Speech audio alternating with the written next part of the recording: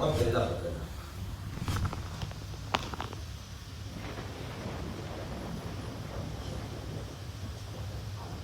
اسلام کو جدید کو چاہتے نہیں ان میں رعب پیدا ہوتا ہے. یہ رعب پیدا ہوتا تھا ملائکہ کے نزول سے. یہ خود مشرکین کا کہنا ہے کہ ہم نے آسمان سے ایک مخلوق اترتے ہوئے دیکھی ہے.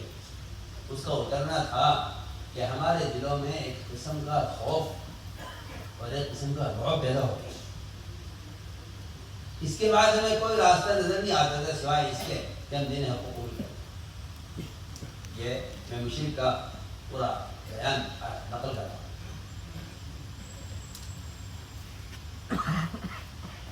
اصل کا کیونکہ اصل سکینہ ہے. اصل کی سکینہ ہے, مضامین اصل نہیں ہے. بیانات, تقاریر, مضامین, مستدلات, یہ اصل نہیں.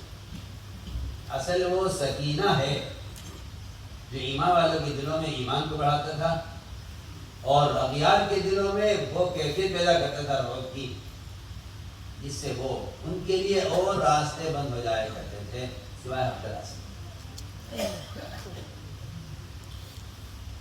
میں نے عرض کیا کہ اس سکینے کے نازل ہونے کے کیا اسباب. ان کے صدیق رضی اللہ تعالیٰ عنہ میدان میں اترنے والوں کو, میدان میں اترنا کیا ہے, میں بہت پوری بات بتاؤں, ہم سے کتاب میں سمجھیے سے. میدان میں اترنے اسے کہتے ہیں کہ اللہ کے بندوں کو اللہ کی طرف کھینچ کر لایا جائے, اس پر میدان میں اترنا ہے.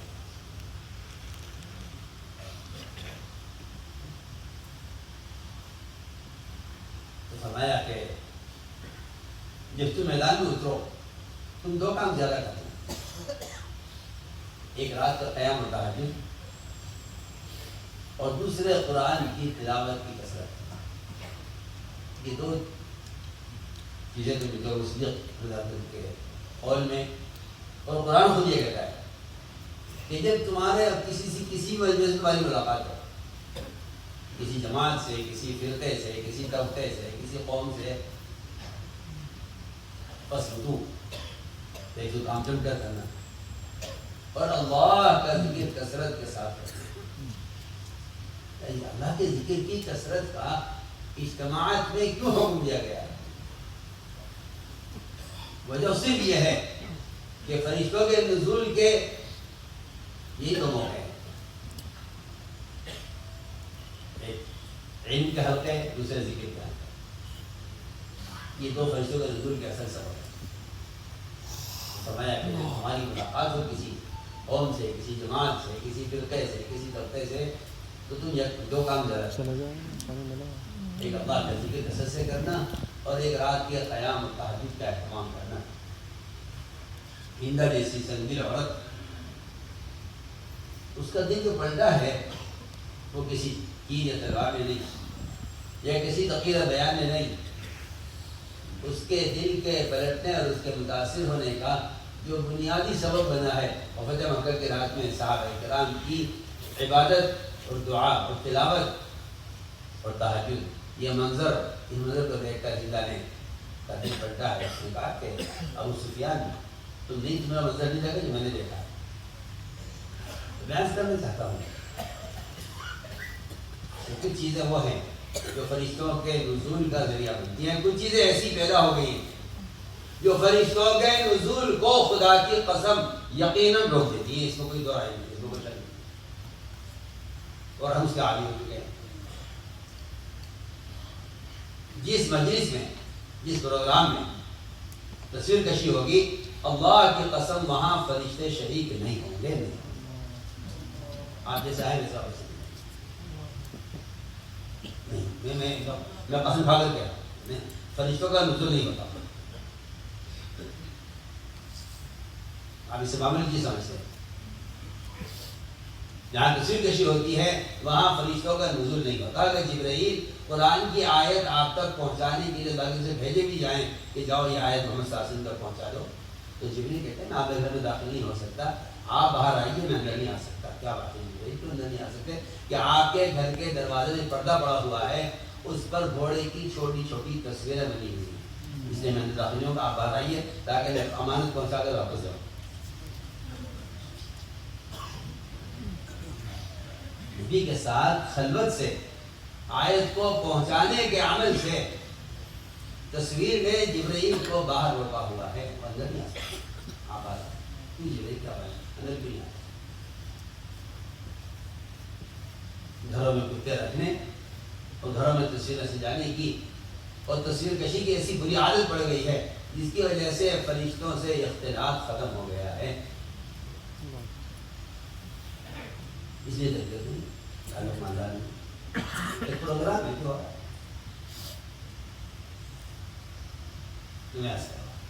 حضور اکرم صلی اللہ علیہ وسلم مکہ مکرمہ میں فاتحہ میں داخل ہو، سارا اختیار آپ کا ہے، بیت اللہ کی آپ کے ہاتھ میں ہے، لیکن ہم نے داخل نہیں ہے. آج کون آپ کو روکنا داخل ہو جائیے. میں عمر بیت اللہ میں تصویریں ہیں، میں وہاں داخل نہیں ہو سکتا جہاں تصویر.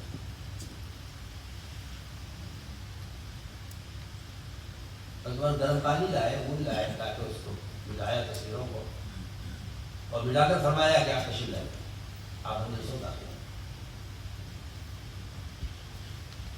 تو میں عرض کر رہا ہوں کہ ہم گناہ کی ایسی تعبیر کرتے ہیں جس کی وجہ سے وہ گناہوں کے فہرست سے نکل جاتا ہے. ایسا کہہ رہے ہیں مجھ سے کہ ہمیں کوئی تصویر تھوڑی مطلوب ہے، ہمیں تو فلاں چیز مطلوب ہے، تصویر مطلوب نہیں. آپ ہم کو نہیں فرمایا کہ رہی مجھے تصویر مطلوب نہیں ہے، مجھے تو پردہ مطلوب ہے. تصویر تو اس میں قرآن ہے، اصل تو پردہ ہے.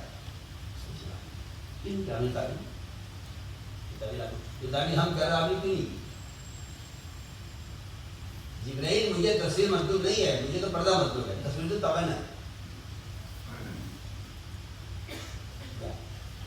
اس تعبیر میں اس حرام کام کا ایسا دروازہ کھولا ہے کہ جس سے ہمارے اجتماعات اور ہماری مجلسیں وہ فرشتوں کی صحبت اور ان کے نزول سے بالکل نہ ہو.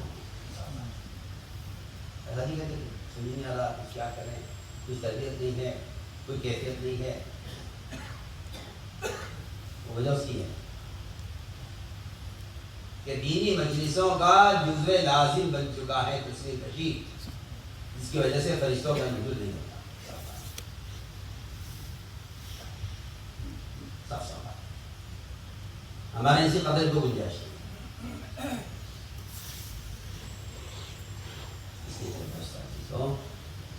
یہ تو جمع ہونا تو سغائر بھی تربیت میں اور ترقی میں رکاوٹ بنے گی. قبائل تو بہت اونچے ہیں، قبائل تو بہت سغائر بھی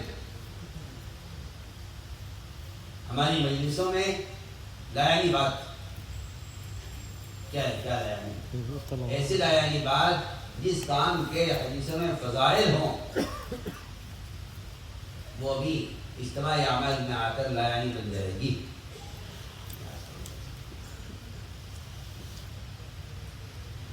As I said that there are few means, in other words, preconditions for the victory for the Muslims, and there are few preconditions or means for defeat. Then he says, what is victory? He says that in the effort, the coming, descending of the angels, the presence of angels, they create sakina, tranquility in the hearts of the believers. And there are means of creating an awe in the hearts of the non-believers.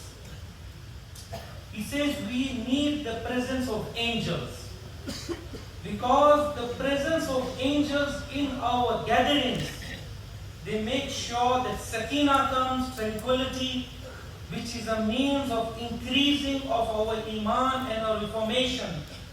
And this is a means of creating an awe in the hearts of the non-Muslims. So Mushrikeen, they themselves used to say that we see a creation descending, in other words, the angels, in the gatherings of the Muslims. He says, The objective of our gathering is sakina. Asal sakina hai. Mazameen or bayanat asal na hai. The objective of our gatherings is to achieve this sakina, which is acquired through the presence of the angels. The talks and the speeches, these are not objectives.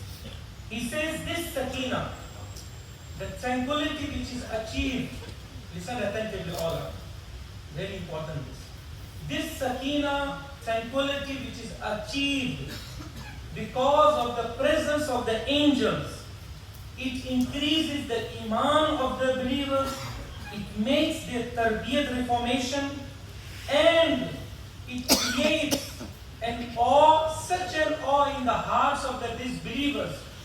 They don't find any avenue except coming into the fold of Islam. He says, Abu Bakr radiallahu anhu says that such a situation is created in the field when you are in the effort that it draws the hearts of the general masses towards Allah. He says, when he says that you come into the battlefield, it doesn't mean physical fighting. No. What does it also mean, he says, that you create such a situation, such an environment, while making an effort, that it draws the hearts of the general masses towards Allah. Abu Bakr radiallahu anhu says, when you do two things, while doing the effort in the gatherings, first is tahajjud and crying in the night, and second is tilawat of Quran. This Allah Ta'ala says in Quran that when you meet any jama'at, any group of people in your gatherings, while you are making effort for the revival of deen, the first thing you must do is first wudu. You have to be firm and steadfast in your effort. And secondly, you have to make excessive zikr. Now, while you are in the battlefield, while you are in your gatherings of effort of deen, what excessive zikr means? Why is that? Because the excessive zikr, it will guarantee that the angels descend in the halqa of zikr and ilm. So we are here so that we can be the company of the angels.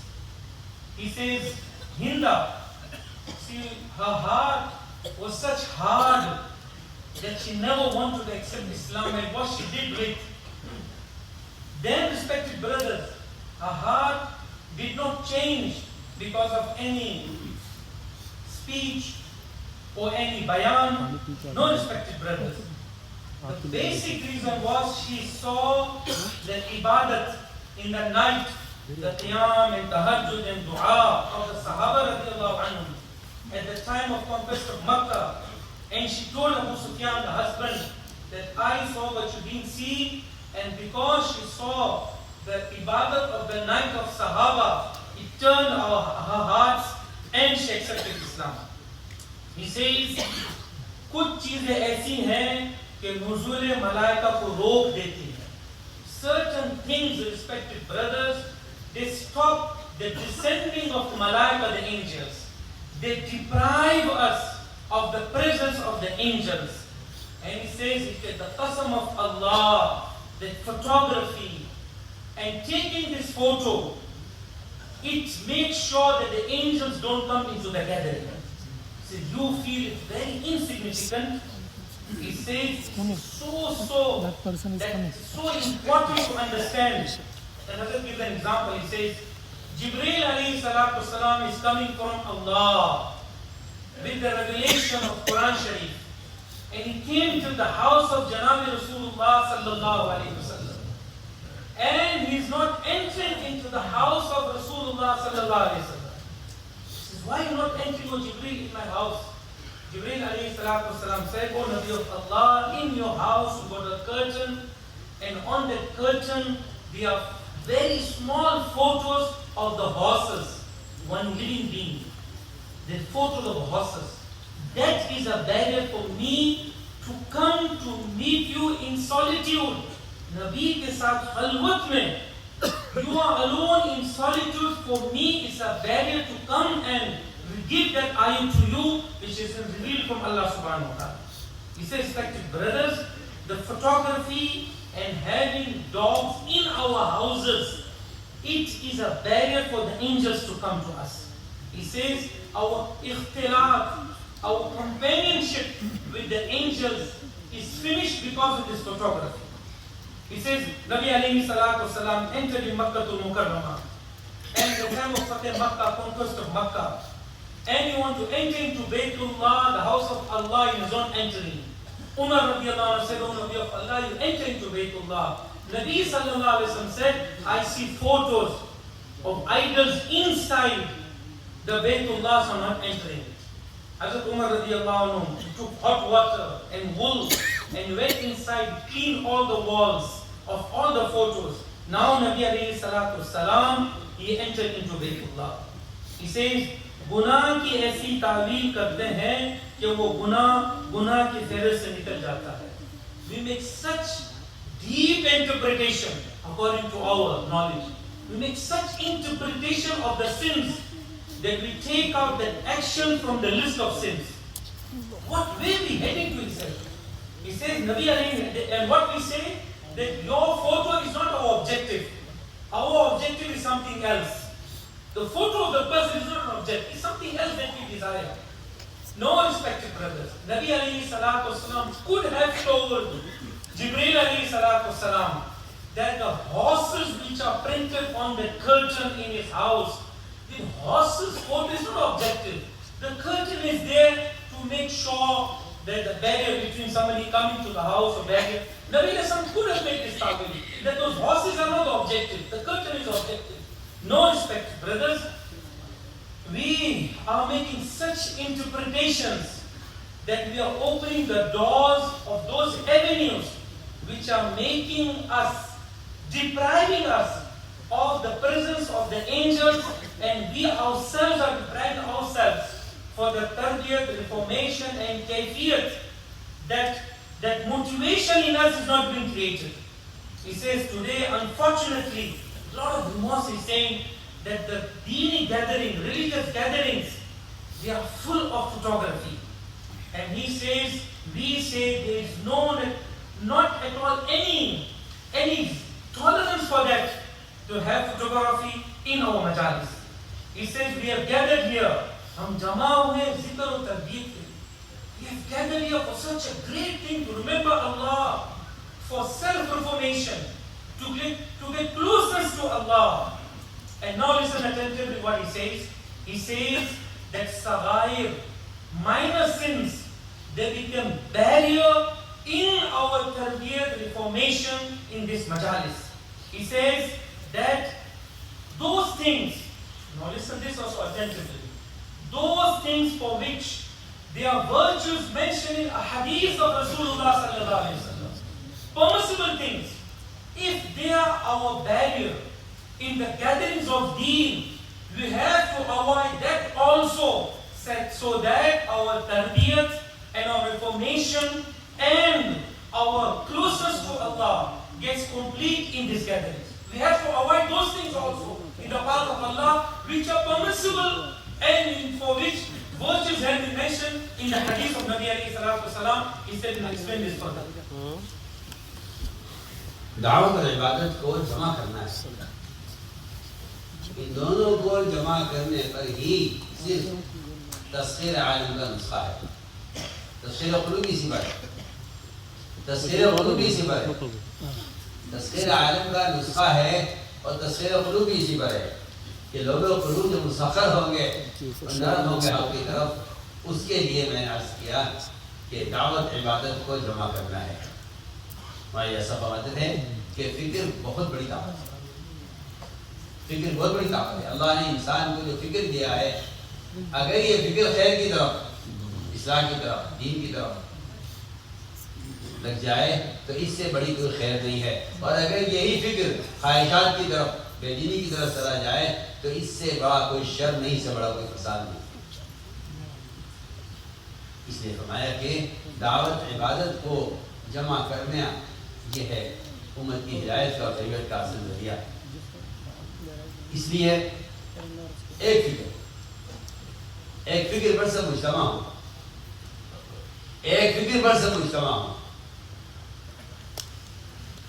ہمارے عملے کی جو تشکیل ہے قرآن کی، اس تشکیل کا مسنون طریقہ میں اس طرح انبیاء علیہ السلام اپنے ساتھ ایک عملہ تیار کرتے ہیں کسی مجمع کو تیار کرنے کے لیے.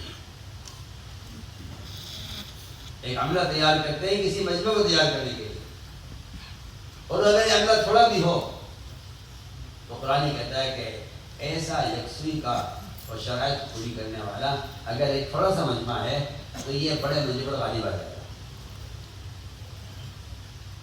قرآن نے کہا ہے کم من فئۃ قلیلۃ غلبت فئۃ کثیرۃ بإذن اللہ. لیکن اس پوری آیت کا واقعہ سنے بغیر ہمیں نہیں اندازہ ہوگا کہ وہ تشکیل کیا ہے اور کیا شرائط ہیں. اللہ رب العزت تھوڑی سی جماعت کو، تھوڑے سے لوگوں کو بڑے مجمع کے اوپر غالب کر دیتے ہیں. غالب آنے کا مطلب یہ ہے کہ وہ ان کی بات کو قبول کر کے ان کے دین کے تابع ہو جائیں. اس سے غالب آنا. تو میں نے عرض کیا کہ جو عملہ تیار کیا جاتا ہے کسی تقاضے کے لیے، اللہ کا فضل ہے، حاصلے کا کام کوئی نیا کام نہیں ہے، لیکن پھیلا ہوا ملک ہے. اگر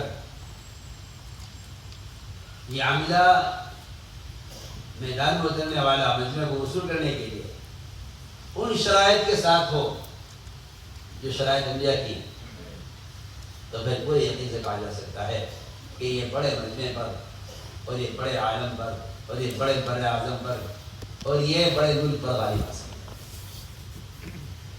یوشع بن نون نے اپنے ساتھ جماعت کی تشکیل کی، قرآن اس کو بیان کیا. فلما فصل طالوت بالجنود قال ان اللہ مبتلیکم بنار فمن شرب منه فليس مني ومن لم يطعمه فإنه مني إلا من اغترف غفرا ليدي. یہ پوری آیت ہے. جو چلے اپنے لشکر میں لے کر، انہوں نے لشکر سے یہ کہا اپنے عملے سے کہ ہمارا گزر ایک نہر پر ہوگا. ہمارا گزر ایک نہر پر ہوگا. جو اس نہر سے پانی پی لے گا تو میری جماعت میں سے نہیں،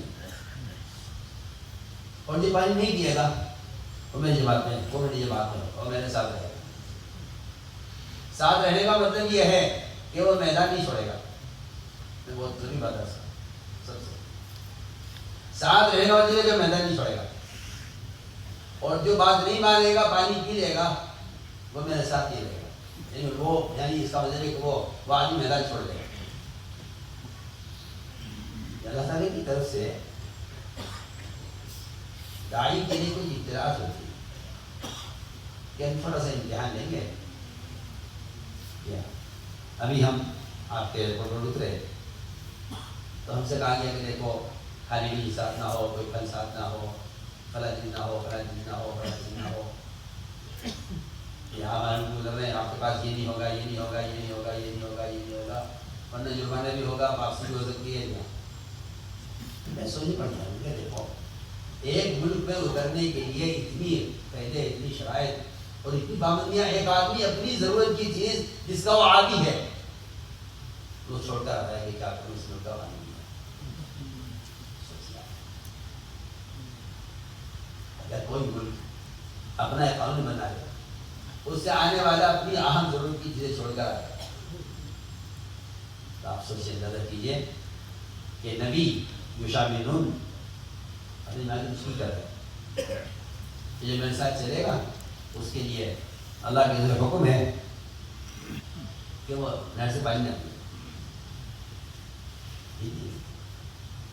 جو وہاں سے گزرے تو اکثر میں پانی پی لیا.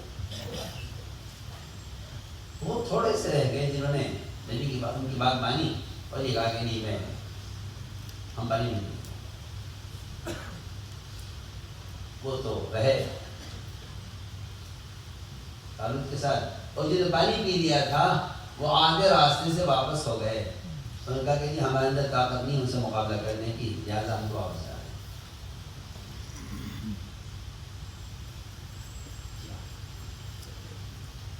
صاف سے پانی پیا تو میں نے مفہوم کیا، جتنا پانی پیا تھا سب نے میدان چھوڑ دیا. پانی نہیں پیا تھا وہ صاف ہو گیا. تو ایک ابتدا ہے، حالانکہ پانی ایک شدید ترین ضرورت ہے، پانی شدید ترین ضرورت ہے، لیکن پانی ضرور کیا ٹھیک ہے، اللہ کی طرف سے حکم ہے لیں گے پانی. تو میں نے عرض کیا کہ یوشع بن نون نے اپنی جماعت کی تشکیل کی، اور تشکیل میں یہ کہا کہ 3 قسم کے آدمی ہمارے ساتھ نہیں جائیں گے میدان میں. تقاضا آ گیا دعوت کا، تشکیل ہو گئی، یعنی تشکیل ہو گئی. 3 قسم کے آدمی ہمارے ساتھ نہیں جائیں گے. ایک وہ جس نے حاملہ عورتیں خریدی ہیں، بچے نہیں دیے انہوں نے، اس کا ذہن الجھا رہے گا اس میں فکر میں کہ کیا ہوا ہمارے دنیا میں اسے دیے نہیں دیے. ایک وہ جس نے نکاح کر لیا ابھی رخصتی نہیں ہوئی، وہ اپنی بیوی کو سوچتا رہے گا. ایک وہ تیسرا شخص کہ جس نے اپنے گھر کی دیواریں کھڑی کر دی، چھت نہیں ڈالی ابھی، وہ سوچتا رہے گا کہ چھت کب ڈلنی ہے، دیواریں بن گئی ہیں، مکان تیار کب ہوگا. مکان، سواری، بیوی، 3 ضرورت کی چیزیں جس کو شریعت نے ضروری کہا. لیکن شاید نے کہا کیا یہ 3 قسم کا واسطہ نہیں ہے. کیا بات ہے کہ تھوڑا سا وقت ایک بڑے کام کے لیے فارغ کیا ہے، اس میں بھی اگر عملہ ان چیزوں کو سوچتا رہا تو جو اصل مقصد ہے وہ فوت ہو جائے گا. یہ مقصد تھا اس تشکیل کا، ہمارے ساتھ جو چل رہے ہیں اس وقت میدان میں محنت کے لیے، وہ یہ بات کہنے کا مقصد یہ تھا یوشع بن نون کا کہ تم کسی دنیاوی فکر کے ساتھ نہ چلنا، حالانکہ یہ 3 ضرورت کی چیزیں. میں نے مثال عرض کی کہ جب ہم اترتے ہیں عمل کے میدان میں تو بہت سی چیزیں ہمارے ساتھ لگی ہوئی ہیں. تجارت ہے، مسائل ہیں، گھریلو مسائل ہیں، اسی میں سے نکل کر آئے ہیں. اور یہاں اس میدان میں جہاں بچوں کو وصول کرنا ہے، یہاں بھی ہماری فکر اس میں الجھی رہیں. تو اگر ہمارا تعلق صرف ممبر کے بیانات تک رہے گا، اس آنے والے مجمع سے اختلاط، اس سے بیٹھنا، ان کو دعوت دینا، ان کے عزائم کرانا، انہیں اللہ تعالیٰ سے خود کے لیے ہدایت کرنا، ان آنے والوں کی شکل بدلنا، اس کی طرف ہماری کوئی توجہ نہیں ہوگی. جو اصل کام، جس کام کے لیے ہم جمع ہے، یہاں نیا سے نیا آنے والا آدمی وہ ایک فکر لے کر جائے. اس لیے کہ عملہ اتنا ہے الحمدللہ کہ اگر یہ پورا عملہ لگ جائے کام میں تو اس پورے مجمع کو وصول کر سکتا ہے. میں ایک چھوٹی سی مثال پیش کرنا چاہتا ہوں اسی کے ساتھ. جو لوگ تجارت بھی کر لیتے ہیں، اس میں آج کل تو موبائل چل گئے ہیں، تجارت کے لیے آپ کو دکان بیٹھنے کی ضرورت نہیں ہے. آپ کی پوری دکان آپ کی موبائل پر ہوگی، آپ کا پورا دفتر آپ کے موبائل پر ہوگا. ایسا میں نے سنا ہے کہ آپ کی ضرورت نہیں کی جا رہی. آپ سفر میں ہوں، گھر میں ہوں، آپ اپنی دفتر کا اپنے جو تجارت کا کام بیٹھے بیٹھے کر سکتے ہیں.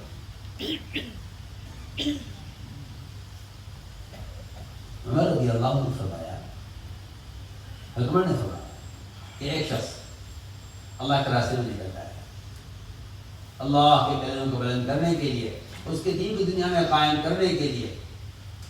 نکلنے کے زمانے میں اس نے ایک سستی چیز بکتی ہوئی دیکھی، اس کو خرید لیا، اور خیال یہ ہوا کہ اس کو آگے جا کر بیچوں گا تو فائدہ ہوگا. اور یہ طے کر لیا اس نے، یہ فیصلہ کر لیا اس نے کہ جو نفع حاصل ہوگا اس نفع کو میں جماعت کے ساتھی پر خرچ کروں گا، میں اپنے زیادہ خرچ نہیں کروں گا. یہ اس کا وعدہ ہے کہ جو نفع آئے گا اس نفع کو میں لوگوں کے اکرام میں اور ساتھیوں کے کہ اس کی ضروریات کا خرچ کروں گا، اپنے ذات پر ایک پیسہ خرچ نہیں کروں گا. اس نیت سے اس نے نکلنے کے زمانے میں ایک چھوٹی سی تجارت کر دی۔ حضرت نے فرمایا کہ یہ شخص آگے بڑھا اللہ کے راستے میں، پھر اس کا مقابلہ ہو گیا کفار سے، اور کفار نے اس کو قتل کر دیا۔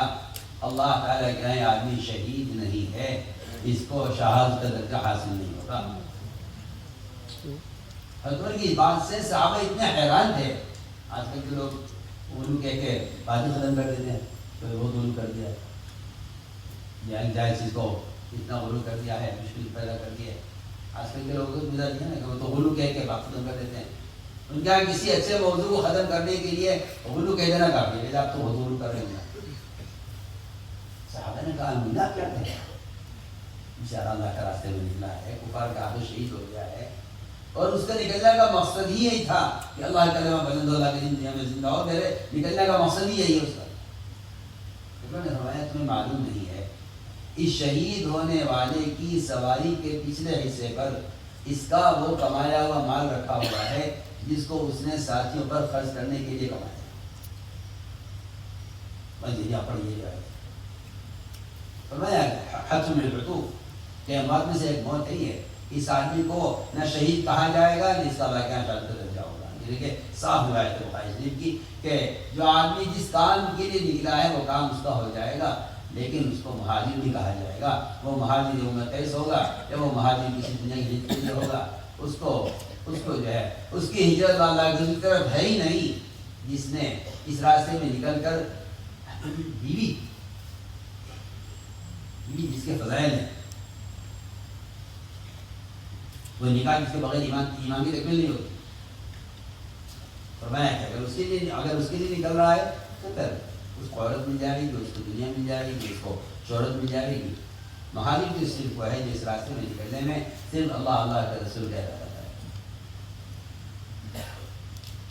ابھی ایک صاحب نے سنایا اسی کا سمکال واقعہ ہے، وہ کسی طرح نہیں جا رہے تھے، ہمارے اجتماع میں لوگ آتے ہیں تو بازار والے بازار جاتے ہیں، اور بعض لوگ ہوتے ہیں جنہیں اپنی چیز کا اشتہار کا شوق ہوتا ہے، تو اپنی اشتہار کے لیے آتے ہیں، تو اپنے کارڈ تقسیم کر دیتے ہیں، وہ اپنے جو ہے اپنا کیا کہتے ہیں ہاں یہ کہنا پڑے گا ان کو، ہم لے جاتے ہیں اس کے لیے وہ کوئی ایسے شکل اختیار کریں گے کہ موقع اچھا ہے، پبلک میں جمع ہے تو چلو اپنے کسی کمپنی کا اپنے کسی کام کا ایڈورٹائزمنٹ موقع اچھا ہے۔ ایک صاحب جماعت میں نکلنے لگے تو ان کا کاروبار اس کا تھا، بیگ اور پرس وغیرہ بناتے، تو خیال یہ ہوا کہ تھوڑے سے رہتے سے نا کسی کو ضرورت ہوگی تو بھیج دیں گے، معمولی چیز۔ خیال یہ تھا کہ انہوں نے 10-20 اس کے وہ میرے ساتھ رکھ لیے، اور خیال یہ ہے کہ ملے گا تو اسے بھیج دیں گے، کوئی خریدے گا تو بھیج دیں گے، راستے میں نفع بھی ہو جائے گا، پیسے بھی کام آئیں گے، اس کی بھی ضرورت ہو جائے گی، ہماری بھی ضرورت پوری ہو جائے گی۔ رات کو خواب میں دیکھا ایک سال پڑھے فہرست لیے ہوئے، وہ کہہ رہا ہے فلاں کا بھی قبول ہو گیا، خروج فلاں کا بھی خروج قبول ہو گیا، فلاں کا خروج بھی قبول ہو گیا، اس کا بھی قبول ہو گیا، اس کا بھی قبول ہو گیا، اور کہ میرا نام لے کر کہا گیا کہ اس کا خروج قبول نہیں ہوگا۔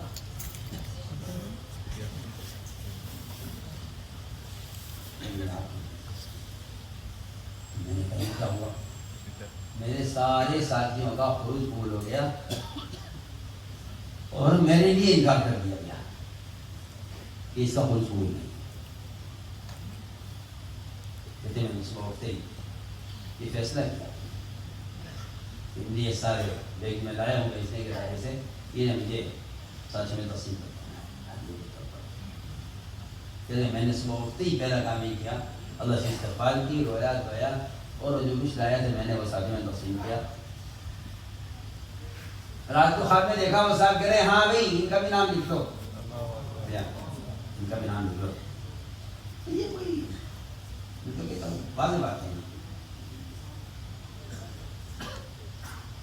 میرے دوستوں عزیزوں، یہ ہے بات میں کہنا چاہتا تھا کہ ہم ایک فکر پر جمع ہو ہیں، ہماری دن رات کی کوشش اقوام عالم کی ہدایت اور یہ سلسلے بر اعظم جو دین سے دور ارتداد کی کنار پر کھڑے ہوئے ہیں، اللہ تعالیٰ کو ہمارے رونے پر، فکر پر، اس پر اللہ کو رحم آئے گا اور اللہ تعالیٰ کی اجتماع کی کامیابیاں یہ ہیں اصل.